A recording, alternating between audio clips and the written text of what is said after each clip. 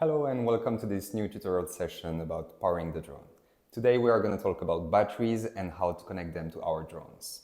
As you can see here, I have different types of battery and we may put either one of them depending on the requirements we are given. First thing to do with the batteries is to visually check that they are not swollen or damaged in any way. Then we want to use these little buzzers here that serves two purposes. The first one is to measure the voltage in the cells of the battery. And we consider that a battery is fully charged when the voltage per cell is at 4.2 volts.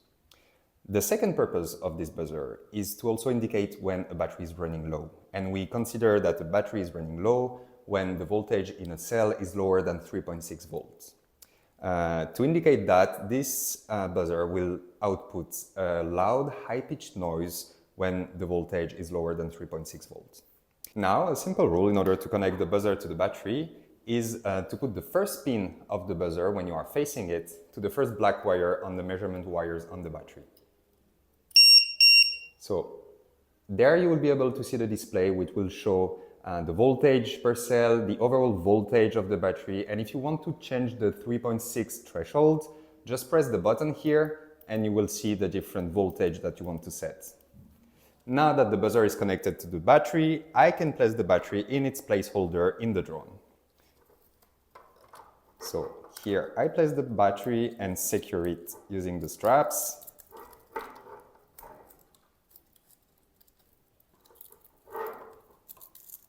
And once this is done, I can connect the battery to the drone, which should power the drone and the onboard sensors. Depending on the drone you got, you may also need to power the onboard computer. For example, in this one, which is already powered with the battery, I should press on the power button of the onboard computer. And as you can see, it turns on the onboard computer. Once you no longer need to use the drone, first make sure that you power off the onboard computer, and then you can safely disconnect the battery from the drone and remove it from its placeholder. Disconnect the buzzer and place the battery in an adequate environment for storage and charging until you need it for your next flight. Thank you for watching this video, and if you have any question, please put it in the comments. Thank you, see you soon.